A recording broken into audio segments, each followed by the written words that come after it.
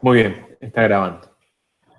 Muy bien, entonces buenas tardes a todas y a todos y a todes. Estamos aquí en el día 6 de mayo del 2020,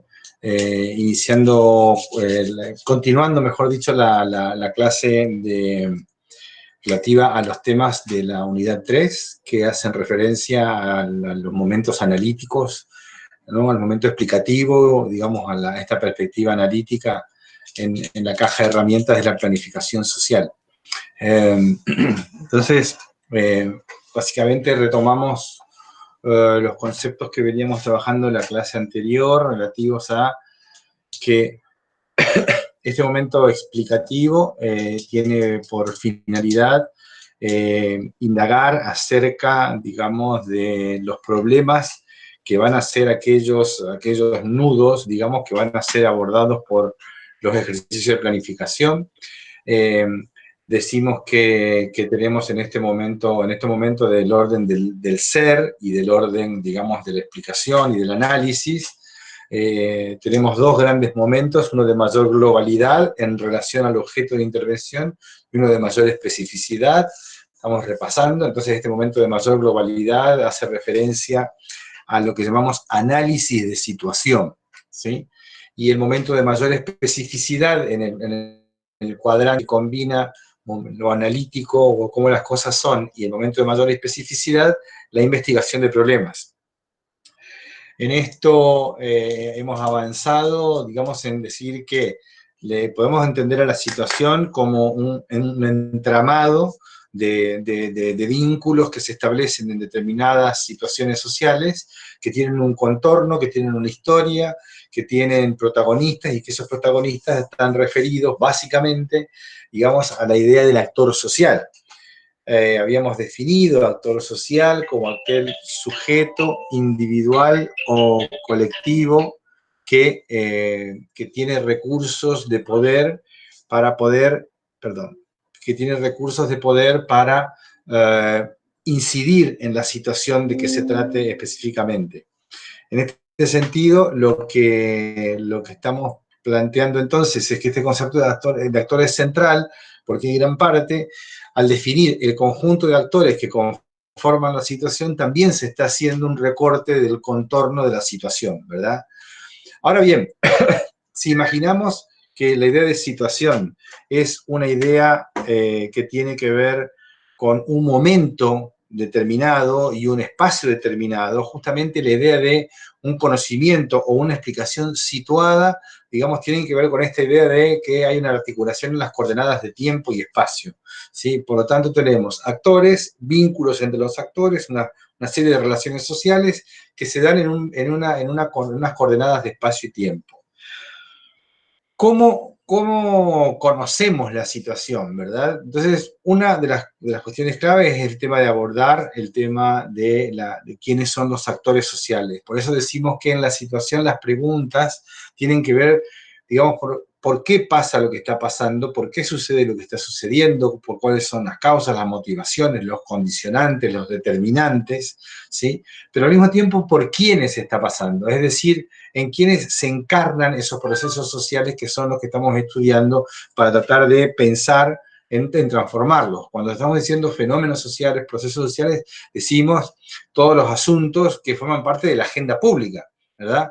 Es decir, o que no forman parte de la agenda pública, pero que son problematizaciones que se hacen acerca, digamos, de lo que está sucediendo en un determinado momento histórico.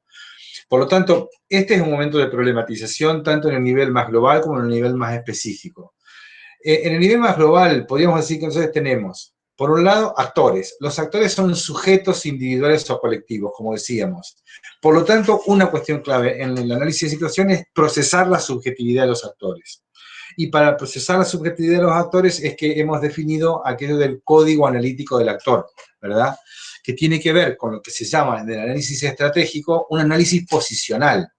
Esto quiere decir que los actores van a tener, digamos, una posición frente al problema, a las relaciones, y esta posición se articula con posicionamiento frente al problema, cómo lo ve, cómo lo percibe, desde qué sistema de valores, desde qué intencionalidad y desde qué experiencia. Es decir, tenemos en cuenta intereses, historia, y tenemos en cuenta la trama, digamos, ideológica a partir de la cual los actores actúan en ese espacio que estamos analizando.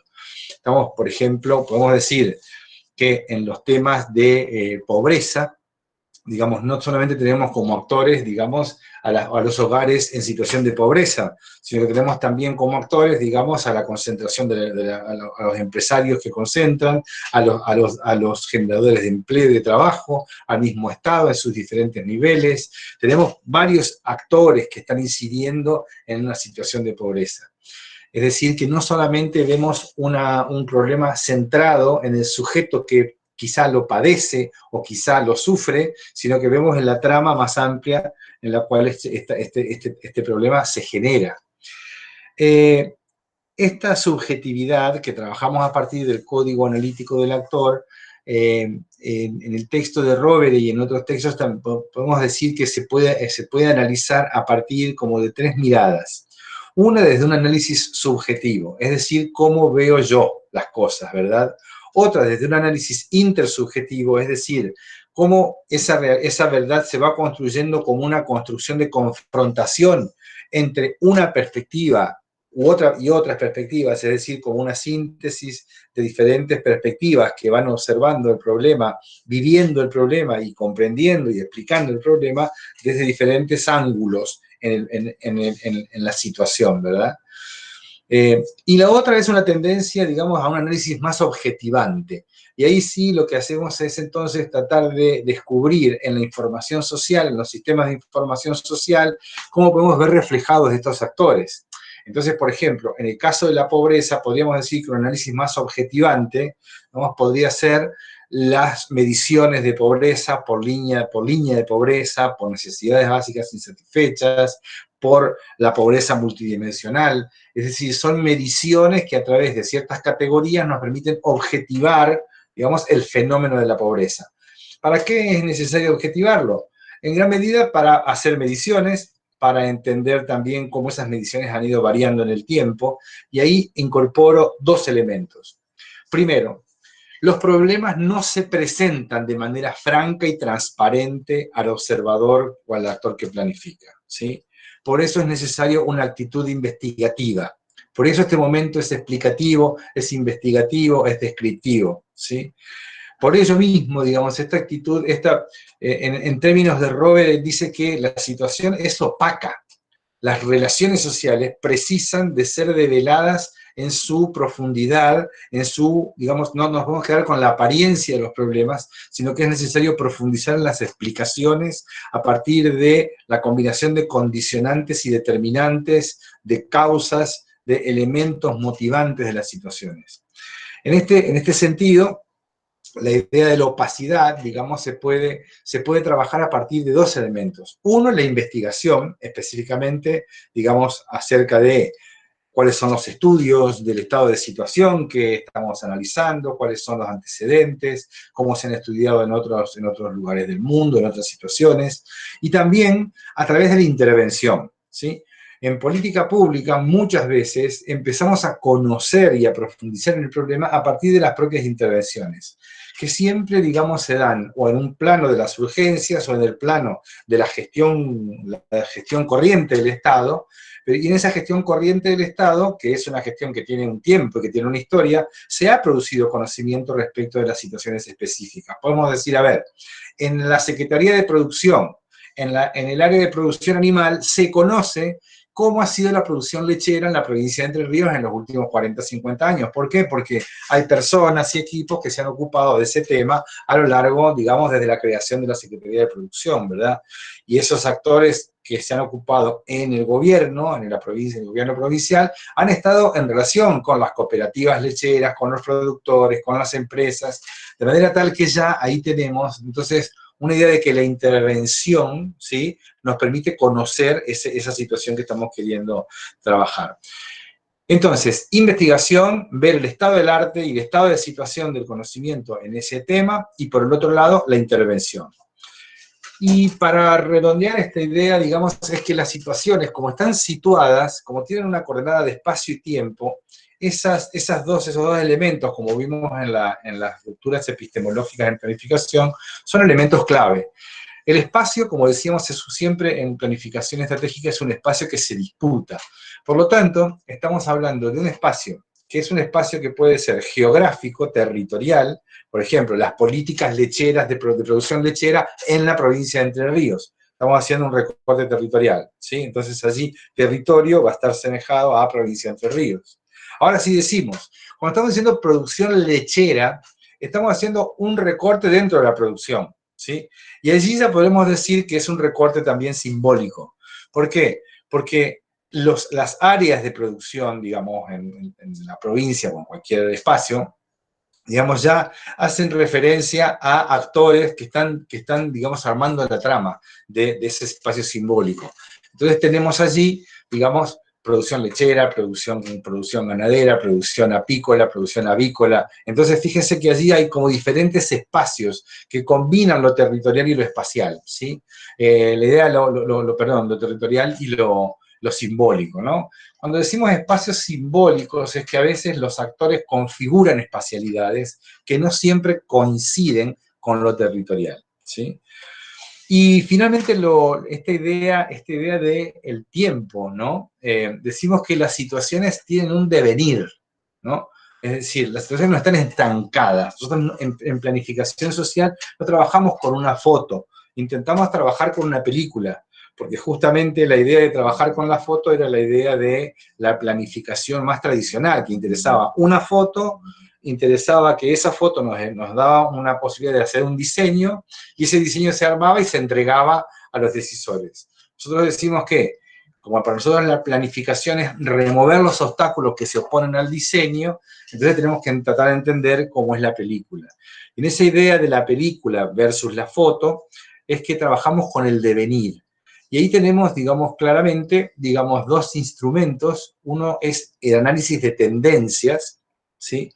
El análisis de tendencias que lo podemos hacer a través de información objetivada, por ejemplo, series temporales, cuánto fue la cantidad de cabezas de ganado lechero en los últimos 30 años en la provincia de Entre Ríos y qué variaciones ha tenido, la cantidad de litros, digamos, las series que muestran la cantidad de litros producidos, la cantidad de mediciones de grasa butilométrica en la leche y cómo eso, digamos, incide en la producción y en el valor de la producción. Es decir, esta idea del devenir la trabajamos con análisis de tendencias. Y por otro lado, podemos decir que ese análisis de tendencias lo buceamos, lo buscamos a través de la historia. Es decir, que también nosotros hacemos en análisis de situación, hacemos historia de las situaciones, ¿sí? Por lo tanto, fíjense que justamente esta idea de esta caja de herramientas, no tenemos el análisis subjetivo, que hacemos desde nuestra propia posición, el análisis intersubjetivo, los análisis objetivantes, el análisis de tendencias, el análisis histórico, y entonces tenemos la producción de conocimiento por la investigación académica o por la vía de la intervención a través de las mismas políticas públicas. Con lo cual, ya tenemos allí, digamos, un panorama de lo que estamos diciendo de que esta idea de situación, ¿verdad? ¿Hasta acá vamos bien? ¿Algún comentario? ¿Alguna pregunta a través del chat? Siempre abierto, si nos gustan las preguntas, porque nos permiten retomar, ¿verdad?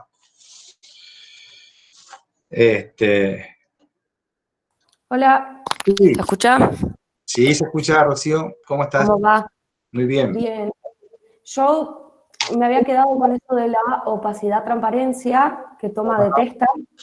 Sí. O Tesla, no me acuerdo cómo era el nombre del autor, Sí. y otro más. Mario Tesla.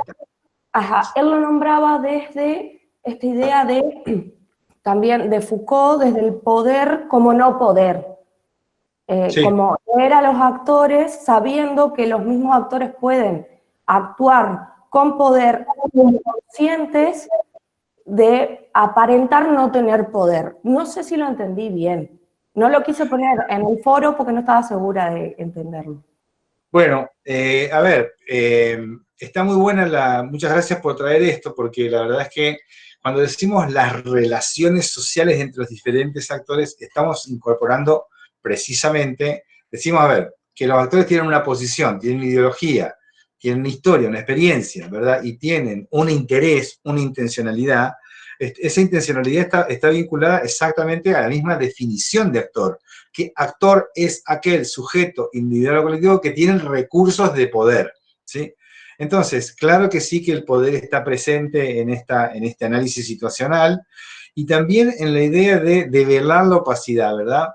En este sentido, la planificación estratégica tiene, este momento explicativo, tiene un potencial altamente analítico, un potencial altamente exploratorio de lo que es la realidad, ¿verdad? Y entonces ahí sí, esta idea de las relaciones de poder es que el supuesto que está en la planificación estratégica es que los actores, aunque ocupen diferentes posiciones en la estructura social, digamos así, en la pirámide social o en la distribución territorial de lo social, ¿sí? Los actores tienen poder, digamos, siempre los actores tienen una cuota de poder a partir de la cual pueden develar la opacidad, pueden intervenir en la realidad, pueden conocer mejor la realidad.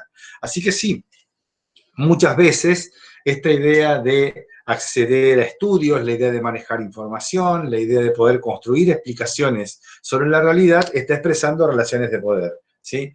Por eso estamos siempre subrayando que la idea de la planificación es una idea que va, digamos, que tiene un tránsito de arriba hacia abajo. Hay planificación desde el Estado hacia la sociedad, pero también hay planificación desde la sociedad hacia el Estado, ¿no? Desde las organizaciones sociales hacia el Estado y entre las organizaciones sociales. Por eso decíamos las ideas de coordinación y concertación, ¿verdad? Así que sí, la idea de poder que se trabaja en planificación estratégica es una idea diferente a la teoría tradicional del poder, podríamos decir así, a la teoría que se relaciona con la soberanía, ¿sí? En esa teoría había la idea de un poder muy concentrado, digamos, que el pueblo entregaba al Estado y el poder entonces, a través del contrato social, se centralizaba y se monopolizaba el monopolio de la violencia, y entonces el Estado era el que tenía el acúmulo de poder. En planificación nosotros decimos que muchas veces el Estado tiene contrapesos de poder muy fuertes, la misma sociedad por un lado y el mercado por el otro, ¿verdad? Con lo cual estamos viendo que ese poder está distribuido, que no es un poder que tiene grados de concentración, obviamente, pero más bien es un poder que no está quieto, sino que está circulando. No es un poder que está, la expresión es así, el poder no se tiene, sino que se ejerce, ¿sí? Entonces podemos decir que la planificación propone ejercicios de poder, ¿sí? En una trama de poder que tiene que ver con las redes de poder, que tiene que ver con un poder que no está concentrado en un solo punto y que reconoce que siempre hay, digamos, puntos de poder y puntos de resistencia, ¿no? Por eso mismo decimos que la planificación estratégica lo reconoce, no lo niega, sino que justamente como hay disputa de poder, esa disputa de poder está dentro de las posibilidades del despliegue y la viabilidad del plan, ¿sí? Así que estamos bien por ahí, estamos bien, Rocío, por ahí. No sé si te quedó un poco mejor ahí la lectura que habías armado. Sí, sí, muchas gracias. Bueno, desde ya que, por eso decimos que nosotros estamos yendo y viniendo, ¿no? Fíjense que aquí volvimos un poco a la idea de las rupturas epistemológicas.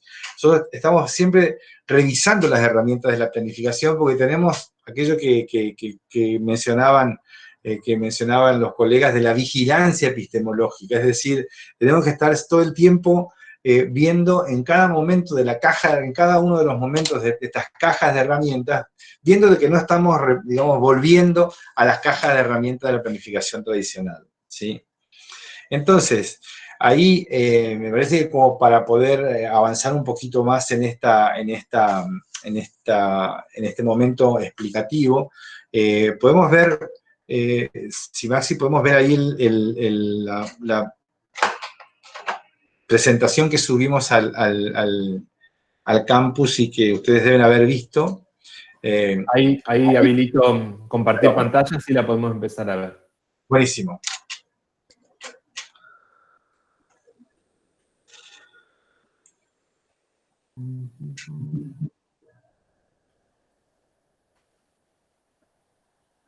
Ahí puse a compartir. Me avisan si se puede ver correctamente. Ok. Muy bien. Ahí estamos, digamos, rápidamente en esa, ya estamos viéndola, Maxi, gracias. Bueno, aquí tenemos un poco la idea del momento explicativo, la definición de actor y la idea de que estos son los dos ejes de análisis de mayor globalidad y mayor especificidad, análisis de situación e investigación de problemas. Vamos a pasar esta, por favor.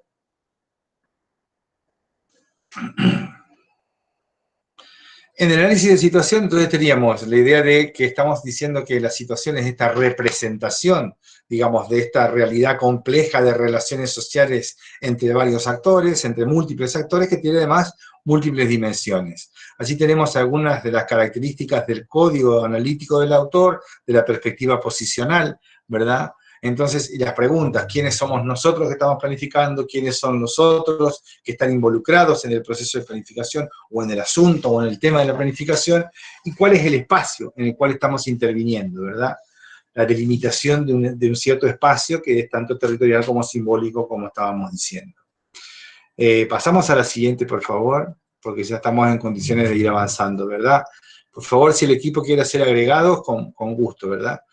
Allí tenemos un poco la idea de los procesos que decíamos que trabajamos con la profundización de los procesos investigativos por un lado, y con la historia de la situación, es decir, desde dónde procesamos los elementos de la historia de la planificación, ¿verdad?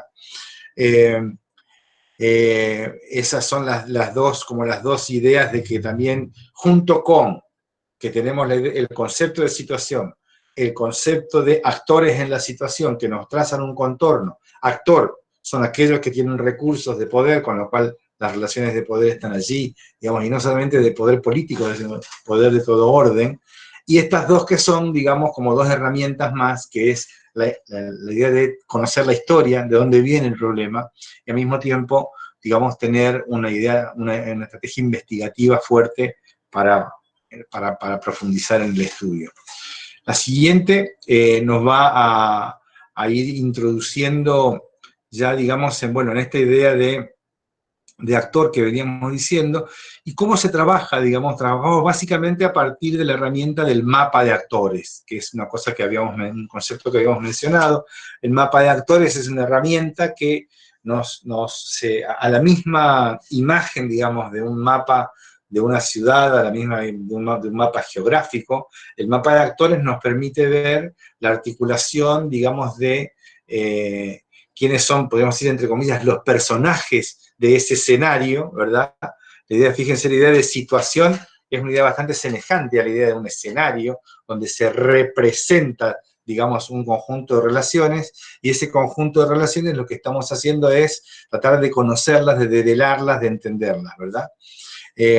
Para eso tenemos, la idea de cuáles son los roles y los posicionamientos de cada uno de esos actores, como veníamos diciendo. Recordar la idea de sujeto, por lo tanto, trabajar la subjetividad. Es decir, si un actor es un sujeto individual o colectivo, tenemos que tratar de trabajar la subjetividad del actor. Qué diferente esto, hago un paréntesis acá, al análisis objetivo del pensamiento positivista, ¿verdad? Es decir, qué diferente esto de decir, no, esta es la verdad, esta es la mirada y se constituye como la verdad. Estamos diciendo exactamente lo contrario, ¿verdad? Cuando hablamos y reconocemos que cada actor construye conocimiento desde su espacio posicional, entonces estamos diciendo que habrá varias explicaciones. Entonces, una situación es un conjunto de explicaciones variadas que tienen que ver con el posicionamiento de cada actor frente al problema. Vamos con la otra, por favor, Maxi. Como ven, estamos como retomando estos conceptos, pero los vamos retomando y le vamos agregando algún rulo analítico mayor, ¿verdad? Porque lo que estamos haciendo es tomando un concepto que es el de situación y estamos dándole todas las vueltas para poder ir viendo cómo son realmente estas herramientas. Y aquí incorporamos con un autor, digamos, que viene más de la ciencia política, que ustedes lo deben conocer, que es Prats y Catalá, digamos, esta idea de actor estratégico, ¿no? Y la idea de sistema social, ¿no? El concepto de sistema social dice, un sistema social es gobernable cuando está estructurado sociopolíticamente de modo tal que todos los actores estratégicos se interrelacionen para tomar decisiones colectivas y resolver conflictos conforme un sistema de reglas y procedimientos formales e informales que pueden registrar diversos niveles de institucionalización dentro del cual formulan sus expectativas y estrategias. Aquí estamos relacionando la idea de situación social con la idea de un sistema social, ¿sí? Y justamente cuando decimos que queremos develar la situación, lo que estamos queriendo develar es cuál es el sistema de reglas que está gobernando esa situación, ¿sí? Y las reglas, como ustedes saben, sobre todo desde los estudios del institucionalismo, digamos, son en gran parte reglas económicas y reglas institucionales las que colocan, bueno, las condiciones y las pautas de juego, por no decir nuevamente las reglas de juego, ¿verdad?, de la situación. Esta idea de actor estratégico se trabaja con es muy parecida a la idea de actor social, pero el actor estratégico dice que tiene la posibilidad de impedir o de perturbar el funcionamiento de estas reglas, ¿no? Cambiar las reglas. Entonces allí tenemos como una vuelta de tuerca del concepto de actor social, profundizándolo a esta idea de actor, digamos, estratégico. Reglas y procedimientos de ejercicios de autoridad, ¿no? Esto es lo que coloca Prats y Cattarà. Dice, bueno, ¿quiénes son estos actores? ¿Qué reglas, qué decisiones toman? ¿Qué reglas están siguiendo? ¿Sí? ¿Cómo son las relaciones de simetría y asimetría entre los diferentes actores en la situación? ¿Sí? ¿Qué es, digamos, cómo es que se conforma el marco de esa institucionalidad, ¿no? Y cuando hablamos de institucionalidad, estamos hablando de una institucionalidad social, bastante más amplia que las instituciones formales, por ejemplo, del gobierno.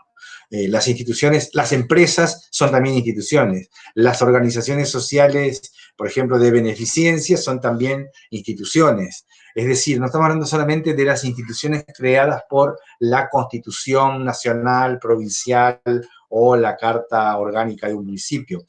Esas son como las reglas formales y los procedimientos más formales del gobierno con G mayúscula. Aquí estamos hablando de instituciones de gobierno con la G minúscula también incluida, ¿verdad?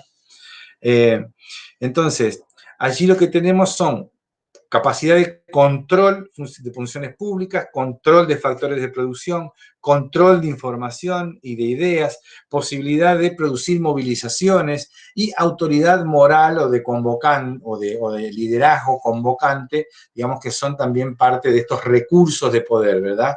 Acá en el actor estratégico les llamamos bases de poder, en el actor social les llamamos recursos de poder que maneja el actor. No sé si esta vuelta de tuerca sobre la idea de actor social puede ser interesante, sobre todo para los estudiantes de ciencia política, porque ahí ustedes tienen como por ahí más fuerza en esta idea de ir conociendo, digamos, estos autores que están trabajando más sobre esta idea de la institucionalidad, ¿verdad? Podemos pasar a la siguiente. Entonces, estamos de vuelta en esta caja entonces, de herramientas de la planificación social, vimos el análisis de situación y todo esto que hablábamos, actor, código analítico, análisis histórico, devenir, etcétera, son las herramientas para trabajo de la opacidad, procesamiento de la opacidad, reconocimiento de la opacidad, herramientas para trabajar la opacidad. Es decir, describimos sintéticamente la caja de herramientas del análisis de situación. ¿Sí? Ahora vamos a pasar a trabajar, digamos, algunos de los elementos de la investigación de problemas, que sería este momento analítico de mayor especificidad.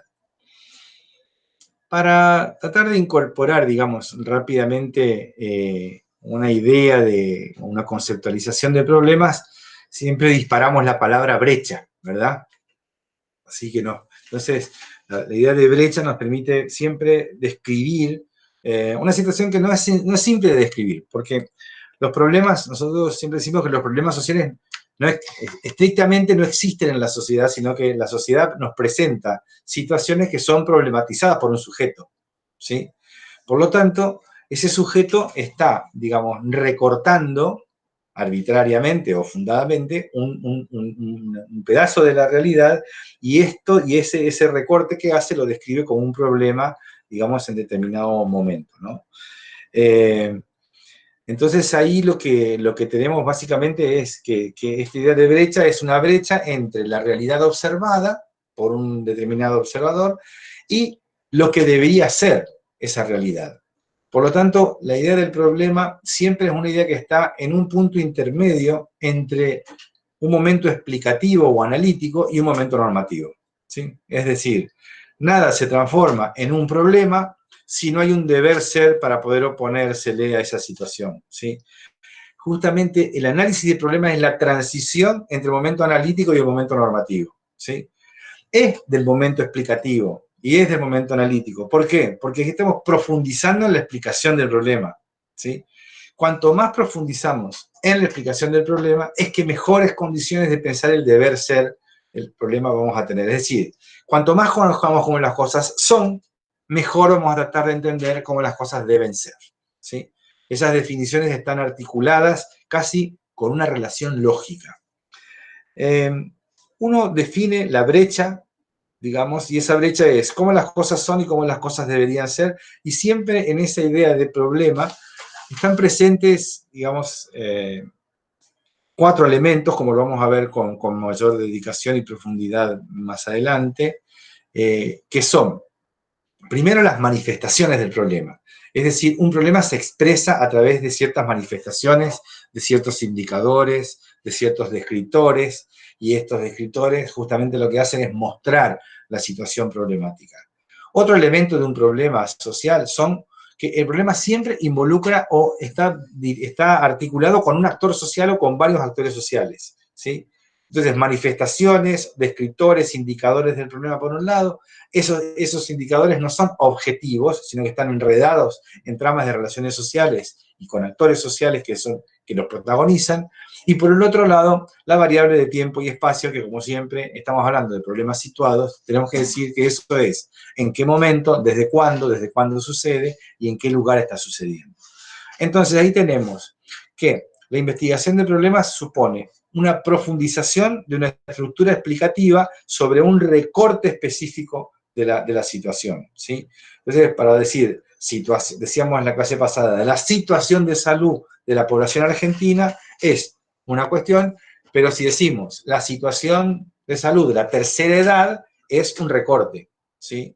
O la situación de salud de los niños en épocas de invierno es un recorte también diferente, y si decimos en época estival también es un recorte diferente porque la salud va variando en los niños por las estaciones, ¿verdad? Finalmente supone, digamos, bueno, esta idea de fijar cuáles son las señales. Algunos autores dicen que hay rastros, uno tiene que identificar los rastros del problema o los rasgos del problema, ¿sí? Es decir, poder describir esa manifestación de la manera más precisa para poder, digamos, 3 cosas, básicamente. Definir, dimensionar, es decir, el tamaño del problema en la sociedad y poder mostrar, digamos, cómo ese problema se fue conformando. Para ello, obviamente, es necesario enunciarlo. No existe un problema si el problema no es enunciado, digamos, y por eso también la construcción de un problema también es una construcción del lenguaje, ¿sí? Todo esto lo vamos a trabajar en profundidad en el momento normativo. Si pasamos a la siguiente y después hacemos ahí un pequeño corte para... Fíjense entonces que acá tenemos, siempre nos apoyamos en preguntas generadoras o preguntas orientadoras del trabajo en cada momento explicativo. Muy importante partir de las preguntas, ¿sí? Nosotros siempre decimos que hay... cuando se presenta un problema de planificación, las personas en general empiezan diciendo, bueno, lo que hay que hacer, ¿verdad? Que es como una enfermedad que es lo que hay que hacer, ¿no? El haiqueísmo, ¿sí? Entonces, nosotros decimos que este momento explicativo nos dice, no pensemos lo que hay que hacer, primero tenemos que conocer lo que vamos a querer transformar, ¿verdad? Y ahí las preguntas, ¿qué está pasando? ¿Cuál es el problema? ¿Cuál es la brecha que queremos trabajar entre la realidad y lo que queremos describir, jerarquizar? Eso es mirar el presente. ¿Para quiénes, digamos, está pasando? ¿Cuáles son los actores que identifican o que se involucran o que están afectados por el problema? ¿Desde cuándo está pasando? Y acá tenemos este análisis que decíamos del devenir, ¿verdad? Este análisis histórico, el análisis investigativo, el análisis de tendencias. ¿Qué efectos produce esto? Y aquí tenemos lo que tenemos básicamente es que cuando miramos un problema y trabajamos un problema, también estamos de algún modo definiendo que si no intervenimos sobre eso, la situación se va a mantener la idea del disvalor que genera el problema, y entonces va a profundizarse el problema, ¿verdad? Y entonces allí aparece la idea de los pronósticos, de los escenarios, justamente la idea de la prospectiva. La pregunta ahí sería, si no intervenimos, ¿qué es lo que va a pasar? ¿Sí? Entonces tenemos que tener muy claramente identificado el problema sobre el cual vamos a intervenir, porque si no intervenimos sobre ese problema, lo que va a suceder va a ser empeorar la situación. ¿Por qué las preguntas acerca de condicionantes, las raíces del problema, los determinantes? Y entonces ahí aparece también la idea del nudo crítico, ¿sí? Podemos decir que una situación problemática presenta un conjunto de nudos críticos y el planificador tiene que identificar cuáles son esos nudos críticos. Le llamamos nudo crítico a un punto dentro de la trama explicativa, o varios puntos dentro de la trama explicativa de un problema, que son circunstancias específicas, porque sin la existencia de esos nudos críticos no se configuraría el problema como tal, ¿sí? Entonces, esta idea de nudo crítico es una clave, digamos, en lo que son las herramientas de la investigación del problema. Finalmente, ¿con qué medios han abordado otros estos problemas? ¿Con qué medios podríamos nosotros abordar como una preconfiguración precisamente de las maneras de tratar el problema, ¿verdad? Entonces, hasta aquí momento explicativo.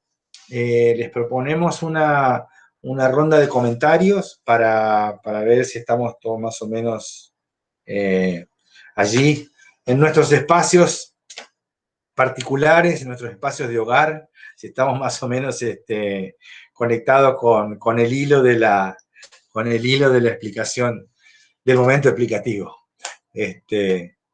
Tal vez, por supuesto, aquí tenemos la ventaja de que somos bastante pocos, así que podemos dialogar. ¿Tenemos 3 alumnos? ¿Estoy leyendo bien? No. ¿O sí? No, no. Ah, No, no. tiene que ser 9. Ahora, 9. Son 13 conectados en total. no, perdón. Sí. El Google Meet te manda varias, a veces me pierdo. Mario, mientras por ahí se habilita la participación ahí en el chat, o van pidiendo, cada uno va pensando alguna reflexión. Esto no está en la filmina y tampoco está en los textos, pero son reflexiones que desde el lugar de la intervención, ¿no? Pensándolo desde las prácticas de las instituciones, desde la experiencia profesional o preprofesional, se juega permanentemente una tensión entre la cuestión de lo demandado, ¿no? Cuando el actor que planifica tiene que tomar una decisión sobre qué problemas atender, la propia definición del problema no es sencilla, como venía explicando, ¿no? Y estas preguntas orientan, pero, digamos, para ponerle un poco de pimienta a la cosa, ¿no? Uno a veces tiene la tensión entre lo que es lo demandado, expresado por un actor u otros actores sociales, por lo que considera las necesidades, que de hecho en el texto de Bustelo hay todo un capítulo, un apartado de necesidades que nosotros no nos enfocamos ahí, pero, digamos, cuando uno lee Bustelo completo sabe que la cuestión de necesidades, de demandas y la definición propia de problemas es una tensión que hay que atender al momento, y ahí, por ahí pasa la política, digamos, al tomar la definición, ¿no? Entonces, porque digo, el fenómeno tal como se presenta con esas características, ¿no? Esos rasgos que vos mencionabas, a su vez también están expuestos a la posición del actor que planifica a ser leídos de una manera, ¿no? Fíjate que con el tema de los muertos por el COVID, la manera de entender el número, la frecuencia, la cantidad en los distintos países es diferente. Es decir, el dato es objetivo. Es un dato objetivo que, por ejemplo, en algunos países es mayor que en otros. Ahora, lo que moviliza, lo que genera o no genera ese número es diferente, ¿no? Y uno no podría ir ahí, no hay mucho debate sobre la cuestión, ¿no? Claro, ahí está, y aparte a veces hasta la misma medición, ¿verdad? Porque, por ejemplo, podemos ver que, ¿cómo podemos estar absolutamente seguros que algunos fallecimientos no se han debido, digamos, al COVID-19, por ejemplo, si no han sucedido dentro del sistema público, ¿sí? Por ejemplo, si han sucedido en una casa particular, ¿sí?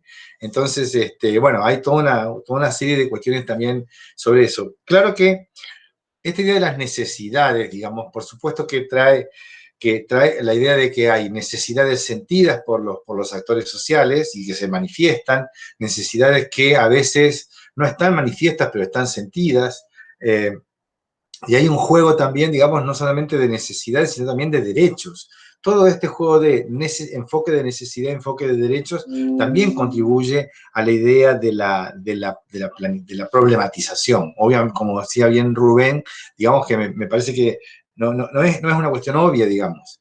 Entonces, la idea de muchas veces la problematización que hace el planificador social, digamos, tiene en cuenta cómo lo expresa la población, pero la población lo expresa desde su punto de vista, porque la población que está afectada por el problema, obviamente, tiene un posicionamiento, tiene intereses y tiene una perspectiva, que a veces el planificador tiene que, bueno, a veces no, siempre tiene que considerarla, pero, digamos, tiene que poder también establecer los equilibrios con otros posicionamientos. Y esto, digamos, no le quita valor, digamos, a la expresión de la problematización que la misma sociedad hace, sino que al contrario, lo reconoce, ¿verdad? Entonces, desde ya que esta idea de problematización, de identificación de problemas, de priorización de problemas, está muy en el centro, digamos, también de la construcción problemática. Tenemos ahí 3 preguntas. Facundo Perviu nos dice que sí, la problemática siempre, el problema siempre debe ser enunciado con esos 4 elementos que decíamos. Entonces decíamos así, no es que el problema es, a ver, que mueren los niños. Decimos que hay mortalidad infantil tiene una definición operativa de medición, ¿sí? En la localidad de Santa Fe en los últimos 3 años. Es decir, que tenemos una definición con un sujeto, que son los niños, una manifestación, que es la mortalidad, en la localidad de Santa Fe en los últimos 3 años. Siempre hay que enunciar el problema con digamos, con esos 4 elementos, ¿sí? Eso es por definición la estructura de la enunciación de un problema, y no podríamos avanzar en la planificación si no tenemos claramente enunciado el problema, Facundo. La idea de recursos tentativos, Juan, sí son recursos de poder, pero recursos de todo orden, también los económicos, el presupuesto que tenemos, lo que contamos, en fin, eso tenemos, puede ser muy variado, ¿verdad? Es muy variado. Y Matías pregunta, dice, sí, la idea de un rompecabezas, exactamente, por eso la idea del texto de Bustero está allí, digamos, ¿no? Del quiebra-cabezas al rompecabezas, ¿verdad? Es decir, hay que armar un rompecabezas en donde tenemos elementos de comunicación, elementos de análisis de la realidad, elementos de comprensión de lo que viven los determinados actores sociales. Y sin duda, digamos, sin dudas, ahí hay posicionamientos diferentes. No sé cuál es el ejemplo de esperanza que estás mencionando, Matías. Pero bueno.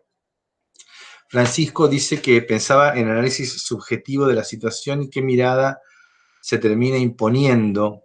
Bueno, justamente que lo que decimos es que no hay una imposición. Lo que planteó Maxi al arrancar. Perfecto, sí. De los comerciantes, Sí, perdón. Sí, ahora lo conecté. Por supuesto que este análisis intersubjetivo y subjetivo también, digamos, supone una disputa de poder para la construcción del problema, Francisco.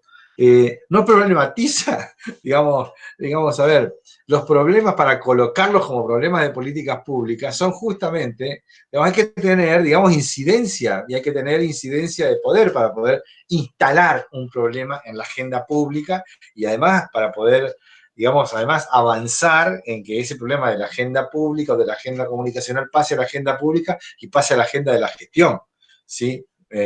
son como 3 momentos. Y todo eso tiene un ejercicio comunicacional fuerte y tiene un ejercicio de disputa de poder muy fuerte. Así que bueno, ¿cómo se resuelve y cómo se termina imponiendo qué mirada se termina imponiendo? Decís en tu pregunta.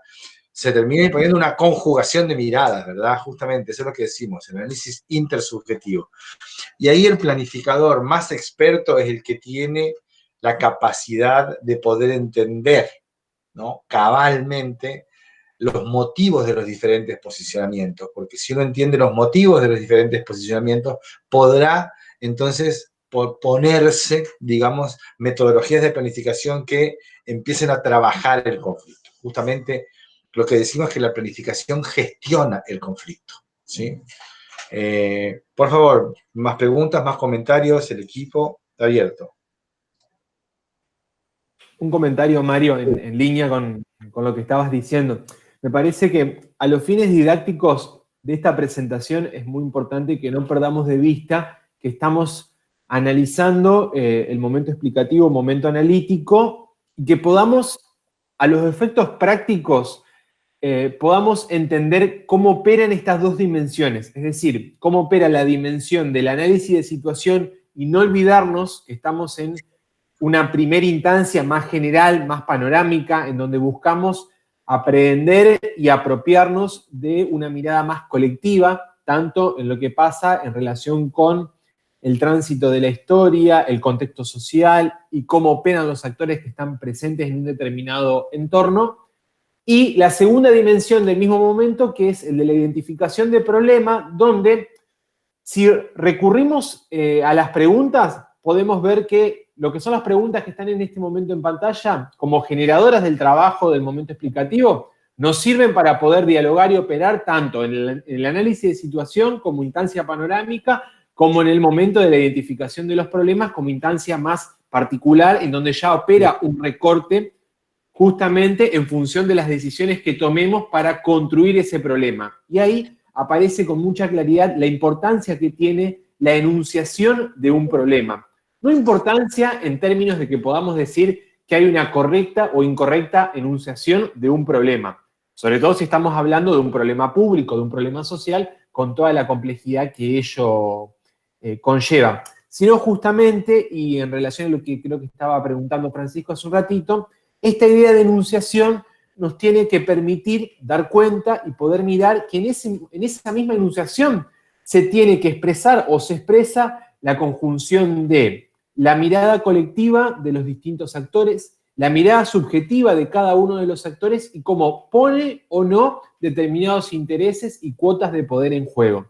Y por eso, y recupero algo que Mario dijo al principio de la clase, es importante que tengamos presente no solo la conceptualización de actor estratégico y cómo es definido según Prat Catalá, sino también la idea del código analítico del actor y de la acción, en donde estos 4 componentes que tienen que ver con posicionamiento, ideología o sistema valorativo, experiencia e intencionalidad, si bien puede que sea muy difícil poder diferenciarlo como tal en un proceso analítico, sí nos tiene que incentivar y permanentemente promover en términos de esfuerzo, si se quiere, intelectual, el hecho de poder decodificarlo y de poder identificarlo. Ojo, no siempre va a aparecer con la misma intensidad, con la misma capacidad de ser descripto por los actores que estén,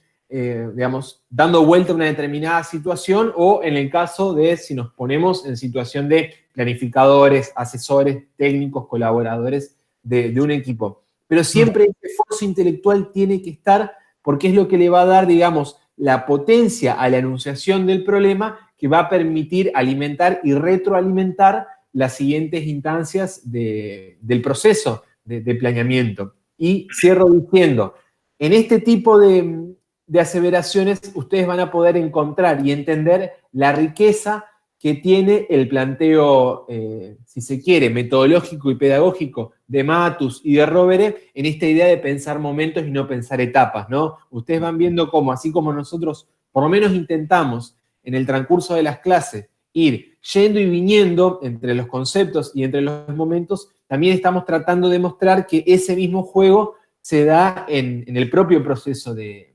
planeamiento. Y si no, fíjense, y en eso, Matías, muy bien la observación que hiciste, fíjense, digamos, en la lógica de este periodo de la pandemia que estamos atravesando, ¿no? Cómo, digamos, en estas últimas 2 semanas el péndulo ha ido corriendo en diferentes lugares a partir de un esquema de planificación nacional que después las provincias han tomado parcialmente, en algunos casos de forma total, en otros casos, en la mayoría, diría yo, de forma parcial. El caso de la provincia de Jujuy, que fue una de las que se adelantó y ya a partir del sábado habilita el tema de los shoppings, que el resto todavía no ha avanzado. Incluso hay quienes criticaron esa decisión porque dicen que va en contra de lo que prevé el DNU. Lo que pasó en Esperanza, que tiene que ver con el caso de Santa Fe, en donde había reticencia a habilitar la actividad comercial, pero hubo no solo una reacción social en determinados lugares del mapa de la bota, sino también comercios que ya están trabajando al público, de hecho, aún sin contar autorización. Todo eso permite este juego dialéctico. Hola. Sí. Repensada estoy, perdón. Adelante. No, quería sumar, no sé si la cátedra también lo toma de esa manera. Yo me acuerdo en políticas públicas, la hice hace un par de añitos, que siempre se hablaba de que también al momento de enunciar el problema, a tener en cuenta, la enunciación del problema lleva consigo la posible solución de ese problema. Entonces, quien enuncia el problema también es importante porque, por ejemplo, no es lo mismo que lo enuncie un medio de comunicación que va a proponer una solución distinta seguramente a que lo enuncie algún ministerio. Me pongo, por ejemplo, en la cuestión de la liberación de ciertos presos que está sucediendo en estos días, ¿no? Ese problema percibido por la ciudadanía de una manera o una parte de la ciudadanía de una manera, confundiendo que es el Ejecutivo quien libera y quien no, tiene también porque lo enuncian ciertos medios de comunicación con esa responsabilidad mal dirigida, y no sería lo mismo si al problema lo enuncia el Ministerio de Justicia. O digo, que me parece interesante, o siempre me quedó muy grabado eso que nos decían en política pública, que quien enuncia el problema es fundamental porque la enunciación del problema lleva consigo la solución, y quien lo enuncie va a proponer una solución que seguro sea diferente a la de otro actor que enuncie ese mismo problema desde otra lógica, otra perspectiva, otro posicionamiento. Claro, sí, por supuesto, estamos de acuerdo con eso. Ahora, tal vez como para ampliar, digamos, en ese punto, el tema de la enunciación del problema tiene primero una importancia desde el pensamiento lógico, ¿sí? O sea, cuando vos decís la definición del problema trae implícita una respuesta, digamos, eso tiene que ver con una enunciación y eso tiene que ver con la correlación lógica entre la problematización y la propuesta correlativa a ese problema, ¿sí? Entonces, eso es de la perspectiva lógica. Eso nos vamos a ocupar mucho de la perspectiva lógica con rigurosidad, nos vamos a ocupar en el momento que llamamos diseño de programas y proyectos, ¿sí? O sea, ese tema de la coherencia y consistencia lógica, por eso decimos que enunciar el problema siempre hay que enunciarlo, porque estamos diciendo justamente eso, la enunciación del problema que tiene un lugar, un espacio, una población afectada y un conjunto de manifestaciones, va a ser lo que va a construir, digamos, la propuesta de deber ser, y eso tiene que ser muy consistente y coherente lógicamente. Y por eso trabajamos con la idea de la metodología del marco lógico, la metodología que hace, digamos, el cierre de las perspectivas lógicas en problematización.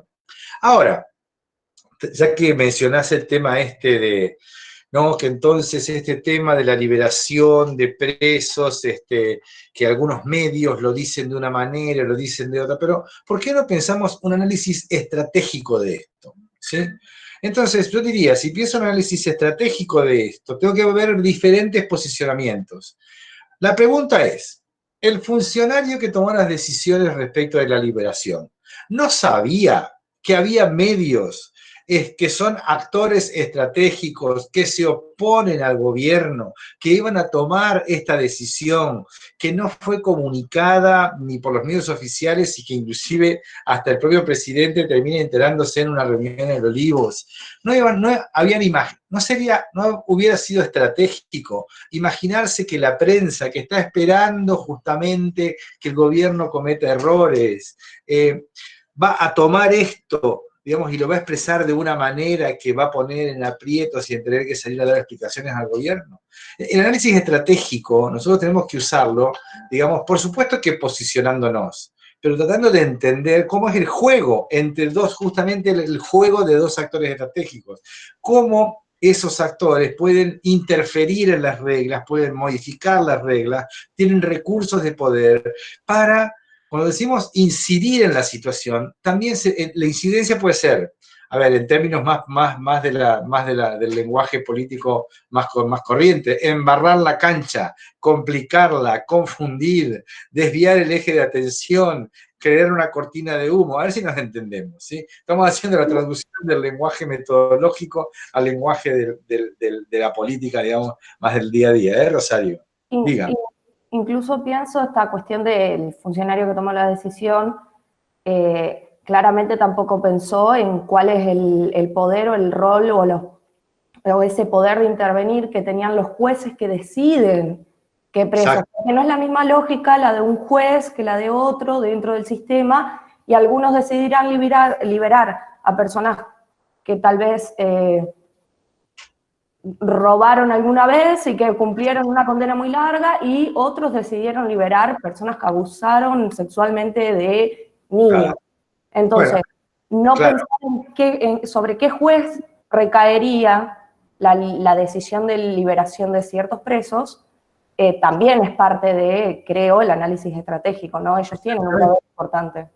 Exactamente, justamente, digamos, en eso que estamos planteando, precisamente, cuando decimos análisis estratégico, a ver, y estamos diciendo, no conocemos que los variopintos jueces de nuestro Poder Judicial van a tomar, digamos, medidas completamente diferentes, tomando el mismo argumento de la gestión de un Ministerio de Justicia o de un Ministerio de Gobierno, ¿no? En el medio de una discusión como está planteado hoy la discusión. Entonces, traigo el ejemplo porque me parece muy bueno.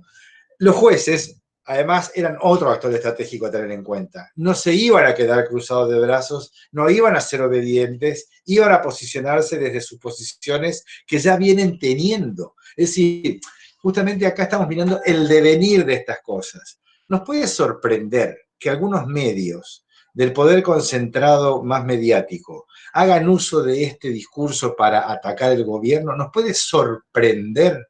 No, la pregunta es, yo creo que no nos puede sorprender, porque ya tenemos demostrado históricamente en el devenir del análisis que hay, digamos, posicionamientos que se sostienen de esta manera, de un lado y del otro, digamos, porque los medios no están de un solo lado. Y al mismo tiempo tenemos poder judicial, poder ejecutivo, con una vinculación en términos de justicia que es un campo de disputa permanente, ¿sí? Porque también aquí está en juego la reforma judicial, el prestigio del gobierno para imponer la reforma judicial. Es decir, justamente estamos entrando en la complejidad de la situación, ¿sí? Buenísimo el ejemplo que traes, Rocío, porque nos permite visualizar que evidentemente hay diferentes actores, hay diferentes intencionalidades, hay diferentes rasgos históricos que se pueden ver, y entonces allí justamente es donde se pone en juego la caja de herramientas del análisis de situación, ¿verdad? Tal vez un elemento de política, ¿cómo relacionarían esto ustedes con esto que estamos conversando con triángulo de gobierno? Digamos una pregunta así a todo el grupo.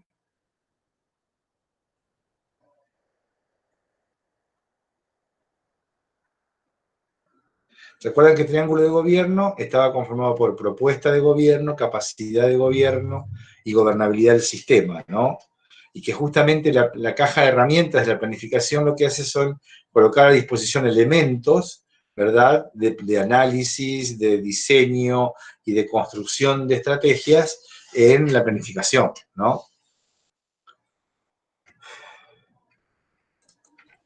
Sí, no, capaz que dejo que intervenga otra persona porque estoy hablando mucho.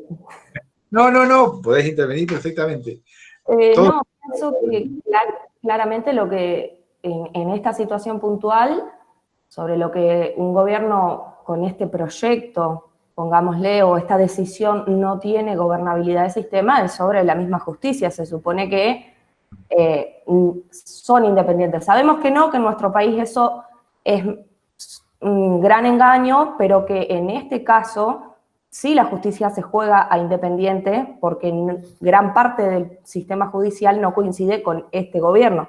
Ha negociado y coincidido con otros donde no interviene tanto, no se mete tanto, tiene decisiones más afables a ese gobierno o a otros tipos de gobiernos que ideológicamente capaz se acercan, pero no es el caso de este tipo de gobiernos que siempre ha sido un problema la justicia en gobiernos tal vez más populistas, como se les suele llamar. Pienso que la gobernabilidad del sistema sobre esa pata de la decisión de liberar presos claramente no está, además de los medios de comunicación que tampoco son gobernables, digamos, dentro del sistema. Bueno, muy bien. ¿Alguna otra opinión?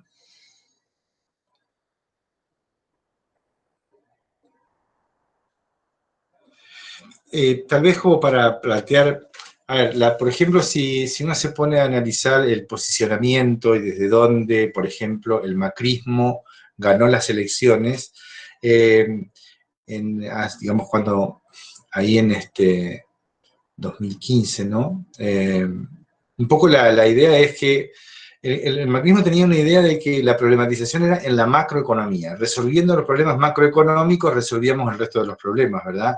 La pobreza no era un problema, sino que había que resolver la producción, había que resolver la deuda, había que resolver la inflación. Resolviendo la macroeconomía se resolvían por definición los otros problemas, ¿sí?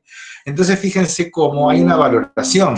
Ahora, eso tiene que ver también con una perspectiva, digamos, y esa valoración tiene que ver con una manera de problematizar y una manera de colocar las cuestiones desde las diferentes perspectivas de gobierno, ¿no?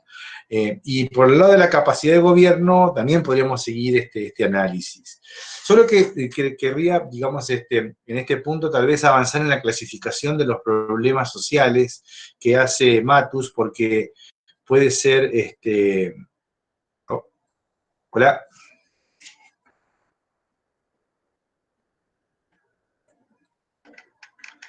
Hola. Sí, sí, se escucha, Mario. Perdón, pensé que nos habíamos, pensé que por ahí me había cortado. ¿Se escucha? Se escucha. No, porque estamos comentando entonces esta idea de introducir la idea de la clasificación de los problemas sociales, que de algún modo es una clasificación que muestra también esta idea de la clasificación, como en realidad, Maxi, tendríamos que pasar a la otra transparencia, a la otra presentación. Porque es interesante la idea de problema social, porque es a partir también de esta idea de problema social y cómo se problematiza. Por eso decimos, a ver, las fuerzas políticas tienen un estilo de problematización. A eso me refería con la idea de que el macrismo problematiza de un modo. Y fíjense que, digamos, hoy dentro del gobierno también tenemos diferentes maneras de problematizar, ¿sí? No hay un gobierno, sino que hay varias maneras de problematizar dentro del gobierno. Sería una simplificación pensar que hoy en el gobierno actual de Alberto Fernández y de Cristina que hay una sola manera de problematizar. Hay varias maneras de problematizar que están además en disputa, ¿sí? Entonces, justamente esta es la complejidad del juego social, ¿verdad? Lo que estamos diciendo es que cuando decimos la complejidad de la situación, la complejidad de los rasgos de la situación, estamos haciendo referencia precisamente a la idea de entender que hay una zona, digamos, de entender la intersubjetividad.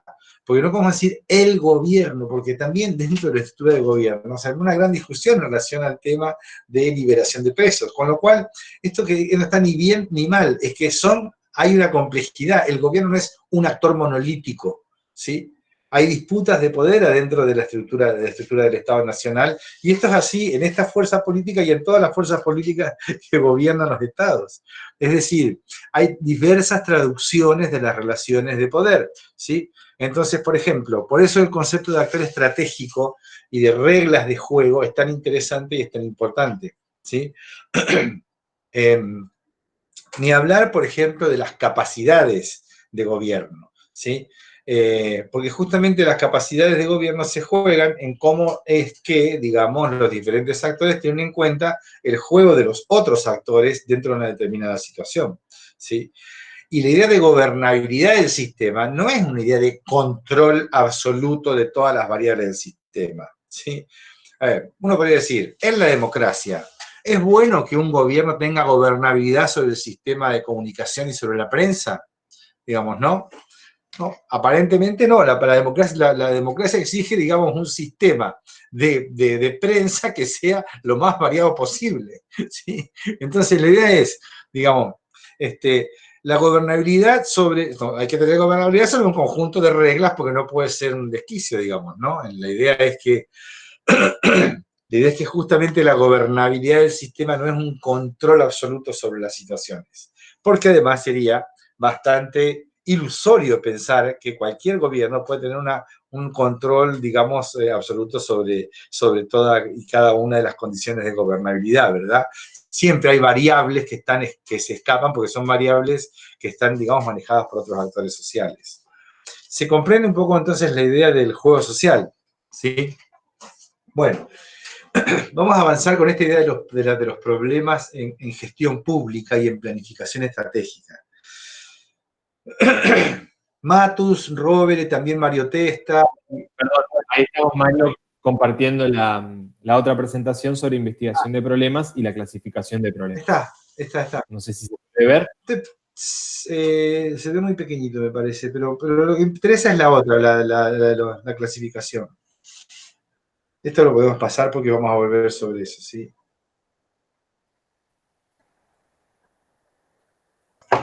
Aquí está. Esta clasificación de problemas la vamos a introducir el día de hoy con la idea de ir, digamos, aproximándonos al momento de investigación de problemas. Y decimos que, a ver, estas son clasificaciones de los problemas sociales que pueden ser objeto, digamos, de la intervención planificada con enfoque estratégico, ¿sí?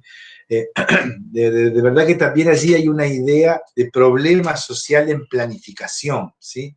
Así como tenemos una idea de problema social en la investigación académica, ¿sí? Algunos autores distinguen la problematización en la investigación académica y la problematización en la planificación o la problematización para la gestión pública, ¿sí? La planificación para la intervención social, ¿sí?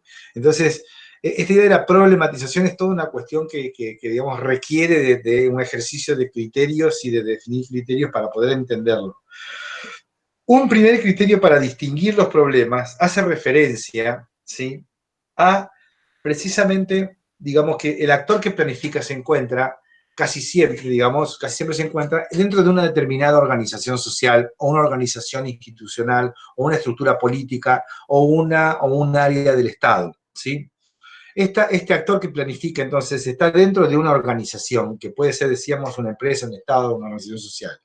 Esta relación del actor que planifica dentro de un contexto, de una determinada organización, permite organizar los problemas, digamos, entre aquella idea que hay los problemas de la dentro de la organización y los problemas de la fuera de la organización, ¿sí?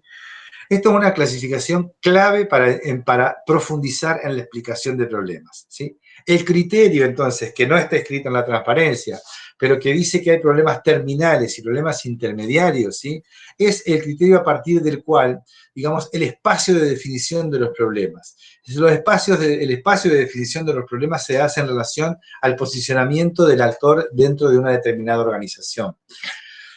Los problemas intermediarios van a ser aquellos problemas que están en el adentro de la organización, es decir, los problemas que tiene la gestión para poder abordar el problema, problematizar la situación y responder con un diseño de intervención determinado. Los problemas terminales son los problemas que están afuera de la organización, Esos problemas que están afuera de la organización son precisamente aquellos problemas que forman parte no de la organización, sino de la sociedad en la cual o sobre la cual esa organización tiene competencia y tiene gobierno. Vamos a dar un ejemplo, ¿sí? Para tratar de entender. Entonces, podríamos decir que los problemas intermediarios o intermedios son problemas de la gestión, mientras que los problemas terminales, de verdad, son problemas de la fuera de la gestión, ¿sí? Vamos a dar un ejemplo. Decimos que nos posicionamos. Entonces, por ejemplo, si nosotros somos el ministro de Trabajo de la provincia de Santa Fe, ¿sí? Y decimos, tenemos el problema en nuestro Ministerio de Trabajo que no contamos con un programa que aborde la situación de los trabajadores informales en esta circunstancia actual, ¿sí? Ese es el problema tal como lo define este ministro de Trabajo de la provincia de Santa Fe. ¿Ese es un problema del adentro o un problema del afuera? Digan ustedes allí a través del chat, por favor, si son tan amables. La enunciación del problema es que el ministro dice que tenemos un grave problema porque no contamos con un programa para trabajar con los trabajadores informales, para promover, digamos, los emprendimientos, sobre todo desde la economía informal, que proveen medios de subsistencia y estrategias de supervivencia de los hogares. ¿Es un problema de la sociedad o es un problema del ministerio?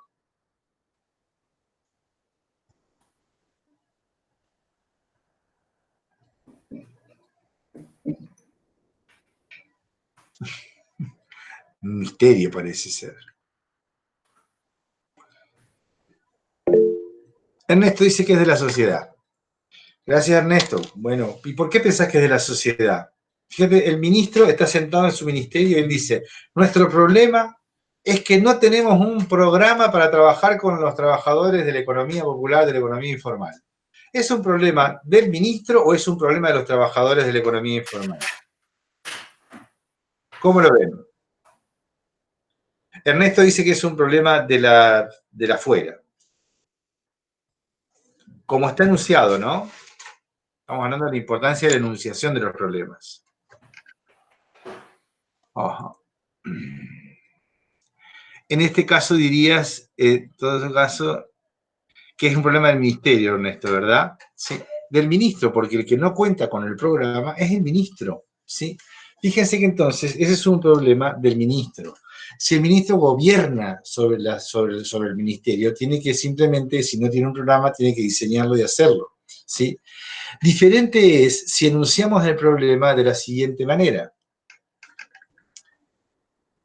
Decimos, ha aumentado, se ha profundizado la dificultad para adquirir ingresos en los hogares que trabajan en la economía informal en la provincia de Santa Fe. O sea que ha habido ha habido en los hogares que trabajan, que tienen sus ingresos a partir de la economía informal, ha habido una disminución muy fuerte de los ingresos como a causa de la medida que se tomó a partir del COVID y la cuarentena. Expresado de esta manera, aumento de las condiciones de deprivación y dificultad para conseguir ingresos en estos hogares que trabajan con la economía informal, ¿es un problema del adentro o es un problema del afuera? Siempre estamos hablando con la definición que estamos parados en el Ministerio de Trabajo, ¿sí? Así expresado, ¿es un problema del adentro o es un problema del afuera? ¿Qué les parece? Está bien preguntarse, digamos, esta es la idea. No importa que acierten o no acierten.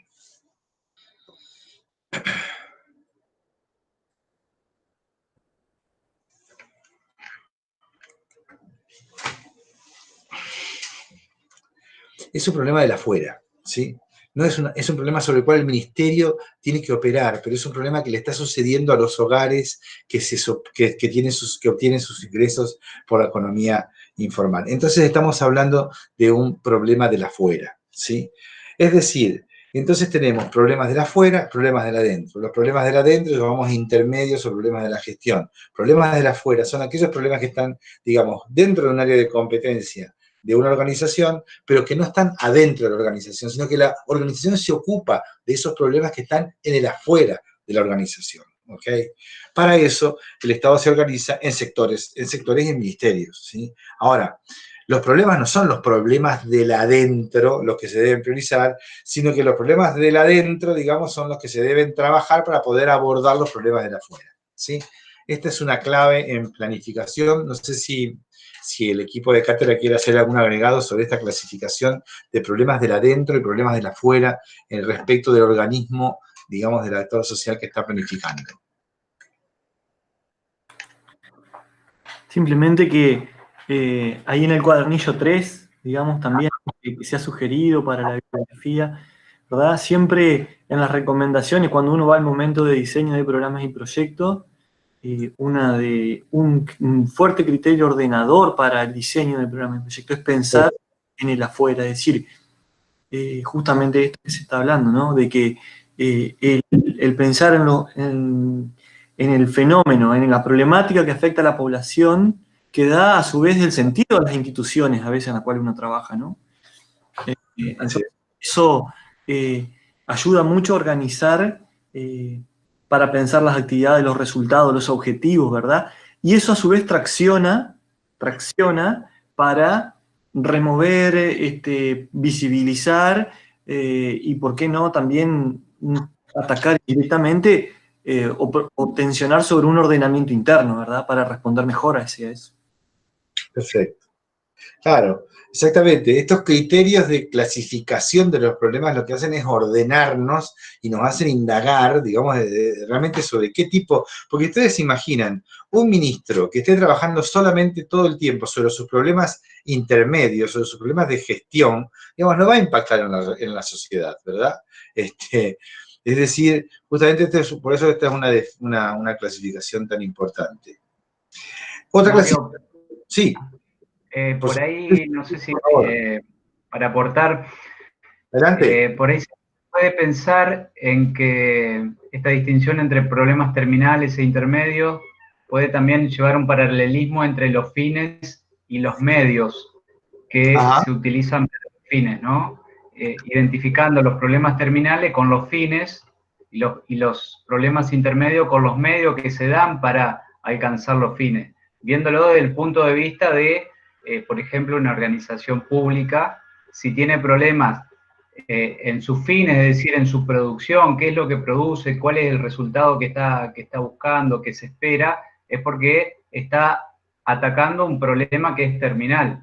Pero si en realidad se piensa desde el punto de vista de los problemas intermedios, estaríamos pensando en los medios, ¿no?, que se da para atacar esos problemas que son terminales. Y si hay problemas en los medios, es como decías, como bien planteabas vos, hay un supuesto que hay que resolver o hay una instancia previa que hay que resolver para ser efectivos y producir lo que una organización pública dice que produce, ¿no? Entonces, esa creo que es una distinción. Y esto tiene que ver también, recuperando las rupturas, con la idea de espacio, ¿no? Exacto. Entre una idea de, exactamente, una adentro y una afuera, y que la idea o incorporar la idea del espacio a los problemas hace que también se tomen caminos que espacialmente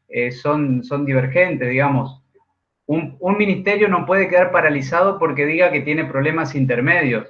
Entonces, tiene que comenzar a trabajar en dos flancos, digamos, ¿no? En el flanco del afuera y en el flanco del adentro, digamos, ¿no? Para ponerlo desde un punto de vista de intervención. Muy interesante, nada más. Claro. Total, muy interesante, que creo que tendríamos que ampliar un poco más sobre eso, porque justamente tal vez podemos seguir con las clasificaciones en la clase que viene para no acelerar un final que ya estamos casi cerrando. Justamente la idea es que el Estado, digamos, como el Estado es una herramienta que se desarrolla, digamos, en simultáneo, digamos, ¿no? Desarrolla las herramientas de la gestión y al mismo tiempo desarrolla la gestión en el afuera. Es decir, un Estado que tenga herramientas de diseño muy bonitas, pero que no tengan ninguna incidencia en el afuera, va a ser un Estado completamente ineficiente. ¿Sí? Y un Estado que solamente esté pensando en los problemas del afuera, sin mejorar las capacidades para retrabajar los problemas del afuera, también va a ser un Estado ineficaz. ¿Sí? Fíjense un poco qué es lo que le pasó al gobierno de Macri. Macri pensó que resolviendo los problemas macroeconómicos de la afuera, resolvía los problemas del Estado, de la legitimidad política, de la reelección, etc. Claro, como no pudo controlar la inflación, no controló la deuda externa, no controló, digamos, las variables macroeconómicas, porque realmente no están bajo el control del gobierno nacional solamente, ¿verdad? Entonces allí, digamos, tuvo un estrangulamiento, ¿sí? La otra cuestión es que un gobierno elige los problemas que quiere enfrentar, ¿sí? Por eso es importante la relación con el triángulo de gobierno. El gobierno elige, en una propuesta de gobierno, elige cuáles van a ser los problemas que tiene que enfrentar. Y la elección de los problemas que tiene que enfrentar, precisamente, digamos, arma su estructura ideológica, su estructura valorativa, ¿sí? Esto es una definición clave que también, digamos, cómo se organizan los problemas del adentro del Estado. Por ejemplo, si capacitamos a los equipos técnicos, si dedicamos inversión en organización de las áreas del Estado, si mejoramos las herramientas de información social, etcétera, estas herramientas analíticas y problematizadoras, estaremos mejorando los problemas del adentro, ¿sí? Abordando, ¿pero para qué? Lo abordamos, como decía Cristian, en una función de medios afines. Mejoramos la estructura interna del Estado, resolvemos los problemas intermediarios, pero pensando en el afuera. Por eso decíamos que en planificación estratégica se piensa no de adentro hacia afuera, sino de afuera hacia adentro, ¿sí? Justamente en esta relación de la ruptura. En planificación tradicional se piensa desde adentro hacia afuera, ¿sí? La realidad es una cosa a transformar. Nosotros lo que tenemos que hacer es tener el diseño claro y después la realidad tendrá que acomodarse al diseño. Nosotros pensamos exactamente al revés. Es decir, de cómo está la situación en el afuera es lo que nos condiciona y nos programa para poder desarrollar, digamos, y abordar los problemas del adentro, ¿verdad? Entonces, esa es una relación dinámica que tiene grandes consecuencias políticas y que, como ustedes ven, las herramientas de planificación son herramientas de alto potencial explicativo, ¿sí? Porque justamente brindan elementos de análisis que a veces se dan por supuestos y que en la mayoría de las veces lo compramos armado, ¿sí?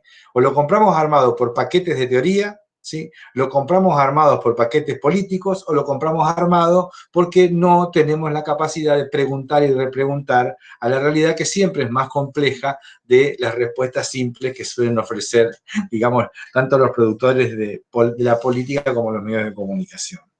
Entonces, creo que para el día de hoy hemos llegado a este punto.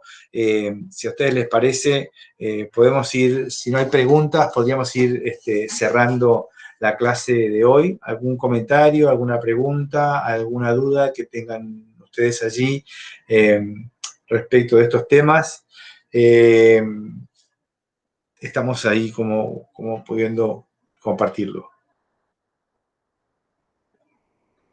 Si no hubiera ninguna pregunta, tengo aquí medio congelada la cámara, no sé si estamos bien. Si no hubiera... Ahí se escucha y se ve bien. Perfecto. Si no hubiera ninguna pregunta, lo que decimos es lo siguiente. Seguimos con la lectura de Rovere, incorporamos el texto de lo que se llama el cuadernillo 3 del Ministerio de Desarrollo Social, que tiene ahí, tienen ustedes indicadas las páginas. Vamos a ir respondiendo las preguntas y los posicionamientos que ustedes han tenido en el campus durante esta semana. Y vamos a proseguir con la lectura de estos momentos metodológicos, tanto en Rovere, y vamos a avanzar en la investigación de problemas, en identificación de la visión, y en diseño de programas y proyectos, y en construcción de viabilidad. Por lo tanto, les proponemos que sigan avanzando en el texto de Rovere, avancen en el texto del cuadernillo 3, y en fin, también ustedes tienen otra bibliografía que, digamos, que están a disposición ahí en la biblioteca de la unidad 3 y en la biblioteca de la unidad 1 también. Entonces, siempre sugerimos que vayan haciendo comparaciones y que vayan haciendo idas y venidas, digamos, en esta perspectiva analítica que nos ofrece la caja de herramientas de la planificación. Si fuera entonces así, si está todo bien, estaríamos cerrando la clase de hoy.